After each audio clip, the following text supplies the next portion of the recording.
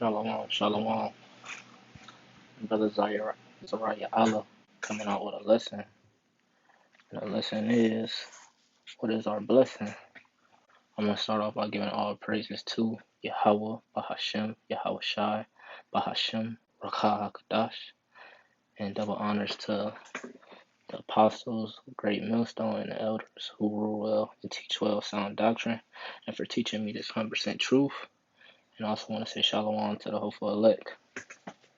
Okay, going into the lesson, as you can see, the word blessed. And I'm going to pull out this precept going into it.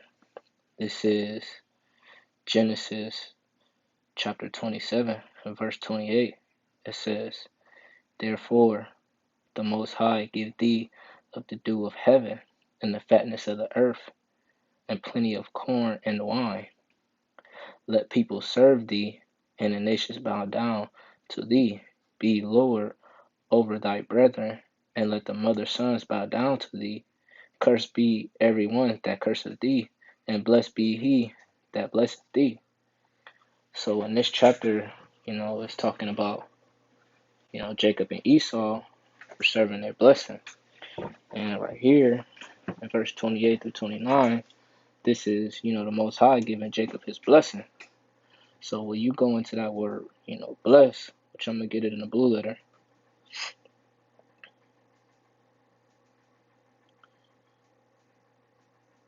calm.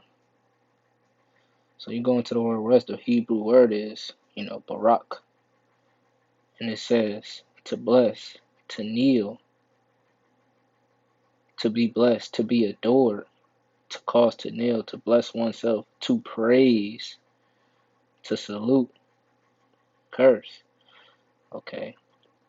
But really, the definition I'm trying to get is to, to praise, to be praised.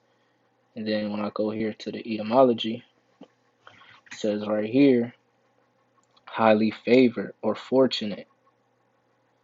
Okay. So basically, going off of that, basically that, to be blessed, you got to be, fortunate. You got to be, up high. You got to have, that royalty. You know what I mean? When you blessed. And jumping down, you know what I'm saying, to Esau's blessing. This was Esau's blessing right here. You're going into Genesis chapter 27 and 38.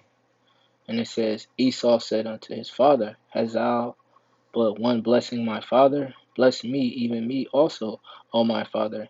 And Esau lifted up his voice and wept. And Isaac his father answered him and said unto him, "Behold, thy dwelling shall be fatness of the earth, and the dew of heaven from above. And by the sword thou shalt live." Okay, Khan. So we know, who Esau is. You know what I mean? We know that, his sword is basically is him, that destruction that he bring here, you know what I'm saying, to get the fatness of the earth. You know what I'm saying? How he's in control, you know what I'm saying? He killing with the sword. That's how he in control of everything. And that was his bloodness. He has the whole fatness of the earth. You know what I mean?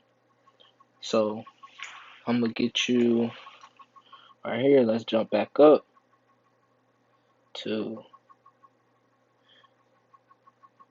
Genesis 27 and 28. "Therefore the Most High give thee of dew of heaven and the fatness of the earth, plenty of corn and wine." And that was, that was Jacob's blessing. So they both got, the fatness of the earth and the dew of the heaven. But what is, what is the difference? And basically the difference is, what we will be promised, for that inheritance, that blessing that we will receive, going into, all the things that we have endured, which I'm going to go to Micah and 10. So I'm getting off topic, but I got to get this precept. But it says, "Arise ye." Salaki, this is Micah 2 and verse 10.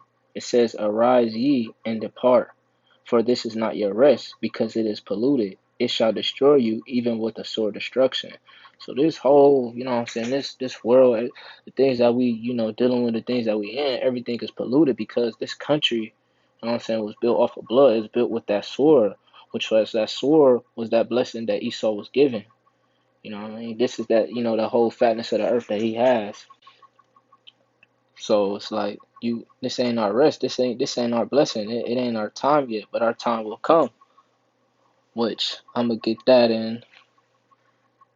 This is the book of Second Esdras in chapter 6 and verse 9. And it says, "For Esau is the end of the world, and Jacob is the beginning of it that followeth." So going into that, you know, Esau, he had his time, you know what I mean? This is, you know what I'm saying? This is what he got, and everything is coming down to an end, you know what I mean? And it's gonna be our time, you know what I'm saying, to be on top, to receive that blessing that, we was promised. Going back to, Genesis and 27. So with that being said, you know what I mean, this ain't our rest, and Esau is the end and Jacob is the, that new beginning. So going back off of, what I said earlier about what is the difference between, the two blessings, because they both were promised the fatness of the earth, but what is that difference? And when you go to Second Esdras chapter 7, it's gonna go into that.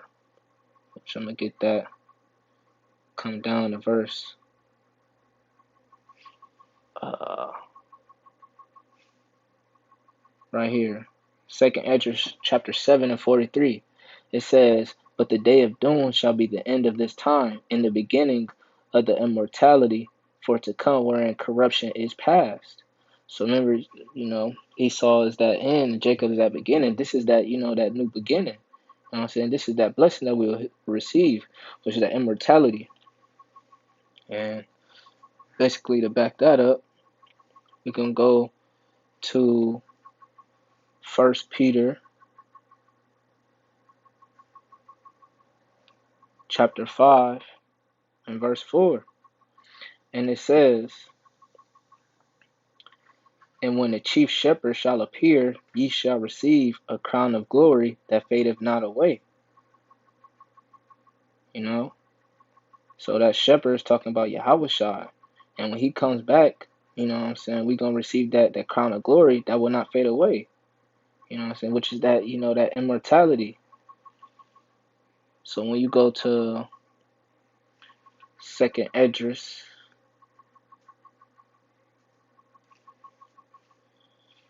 and chapter 2, verse 45. Salaki, let me get that. I'm gonna jump up to 44. And it says, "So I asked the angel and said, Sir, what are these?" That angel is talking about Yahushua. So they asking, "So I asked the angel and said, Sir, what are these?" And he answered and said unto me, "These be they that have put off the mortal clothing and put on the immortal, and have confessed the name of the Most High. Now they are crowned and receive palms." So going back to, First Peter 5 and 4, we received that crown of glory. We were crowned with that, that immortality. And, just going off of, these precepts and everything like that, I was just in the spirit, and like through, we in that hour of temptation, with Jacob's trouble, and it's just like, man, these are the things that we're gonna be, that we gotta look forward to, going in, moving forward, you know what I mean? Because it's just like, man, it's tough times, and it's just to know that, that we're gonna receive that, immortality, like these, these blessings that we're gonna receive. It's just like, man, like it's it's beautiful, you know what I mean? But I think I got another precept. Um, this is Second Esdras, chapter 6, and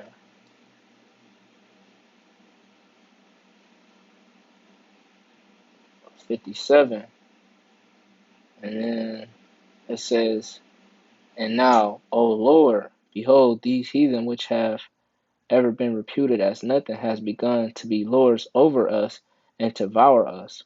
But we, thy people, whom thou hast called thy firstborn, thy only begotten Son, and that fevered lover, are given into their hands. If the world now be made for our sakes, why do we not possess an inheritance with this world? How long shall this endure? So, going back off of this isn't our place of rest, what I mean, which is in Micah 2 and 10. This is just backing up Micah 2 and 10. I'm just, sorry I'm going everywhere, Salakia. I'm just going through with the spirit. But I just had to back up Micah 2 and 10 as far as like this isn't our rest place, because it's like this isn't our blessing, this isn't our inheritance of this world. And it's like, how long should we endure it? You know what I mean? And it's just like we getting closer and closer to that time, man, for that immortality. So, hopefully this was edifying. I want to give all praises to Yahweh, Bahashem, Yahweh Shai, Bahashem, Rakah HaKadash, and double honors to GMS and apostles and elders of Great Millstone. And shalom to all the brothers and the hopeful elect. And hopefully this was edifying. Just leave a comment below and call me Yasharala. Shalom.